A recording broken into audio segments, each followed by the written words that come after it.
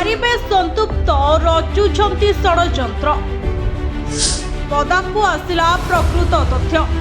BJD Rajya Sabha ପାଇଁ ସନ୍ତୃପ୍ତ ମିଶ୍ରଙ୍କ ନାଁ ଘୋଷଣା କରିବା ପରେ ବିଜେଡିରେ ଅସନ୍ତୋଷ ବଢ଼ିବାରେ ଲାଗିଛି। ସନ୍ତୃପ୍ତ ବର୍ତ୍ତମାନ ପୂର୍ବତନ ମୁଖ୍ୟମନ୍ତ୍ରୀ ତଥା ବିରୋଧୀ ଦଳର ନେତା ନବୀନ ପଟ୍ଟନାୟକଙ୍କ ରାଜନୈତିକ ସଚିବ ଭାବରେ କାର୍ଯ୍ୟ ତୁଲାଉଛନ୍ତି। କର୍ପୋରେଟ୍ ଜଗତରୁ ଆସି ରାଜନୀତିରେ ପାଦ ଥାପିବା ଏହି ନେତାଙ୍କୁ ନେଇ ତାଙ୍କ ଦଳରେ ଅସନ୍ତୋଷ ବଢ଼ିବାରେ ଲାଗିଛି। ଖୁଲ୍ଲମଖୁଲ୍ଲା ନହେଲେ ମଧ୍ୟ ଅନେକ ବରିଷ୍ଠ ନେତୃତ୍ୱ ଏହାକୁ ନେଇ ପ୍ରଶ୍ନ ସୃଷ୍ଟି କରିବାରେ ଲାଗିଛନ୍ତି।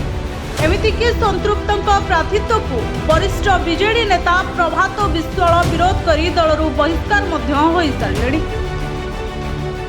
କେବଳ ସେତିକି ନୁହେଁ, ସନ୍ତୃପ୍ତଙ୍କ ପ୍ରତି ବଢୁଥିବା ଅସନ୍ତୋଷ ପାଇଁ ଏବେ ଚିନ୍ତାରେ ସନ୍ତୃପ୍ତ। ବଦଳିପାରେ ରାଜ୍ୟସଭା ନିର୍ବାଚନରେ ସମୀକରଣ। ଉଭୟ ବିଜେଡି ଓ କଂଗ୍ରେସ ସମର୍ଥିତ ଦତେଶ୍ୱର ହୋତାଙ୍କୁ ମିଳିପାରେ ଅଧିକ ସମର୍ଥନ, ସେଥିପାଇଁ ଚିନ୍ତାରେ ସନ୍ତୃପ୍ତ ମିଶ୍ର। ବିଜେଡି କମନ ପ୍ରାର୍ଥୀ ଭାବରେ ଦତେଶ୍ୱର ହୋତାଙ୍କ ନାଁ ଘୋଷଣା କଲା ପରେ କଂଗ୍ରେସ ତାଙ୍କୁ ସମର୍ଥନ ଦେଇଛି। ଅନ୍ୟପଟେ ବରିଷ୍ଠ ବିଜେପି ନେତା ଦିଲ୍ଲୀପ ରାୟ କିନ୍ତୁ ବିଜେପିର ସମର୍ଥନରେ ରାଜ୍ୟସଭା ପାଇଁ ସ୍ୱାଧୀନ ଭାବରେ ନାମାଙ୍କନ ଦାଖଲ କଲା ପରେ ଏବେ ସମୀକରଣ ବଦଳିଯିବ ବୋଲି ଚର୍ଚ୍ଚା ଜୋର ଧରିଲାଣି। ବିଜୁ ବାବୁଙ୍କ ଆନୁଗତ୍ୟ ଥିଲେ ଦିଲ୍ଲୀପ, ତେଣୁ ବିଜୁ ପ୍ରେମୀମାନେ ଦିଲ୍ଲୀପକୁ ଭୋଟ ଦେଇପାରନ୍ତି ବୋଲି ଆକଳନ କରାଯାଉଛି।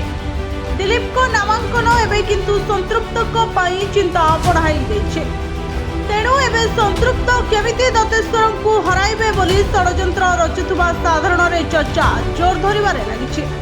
Bureau report, Odisha first.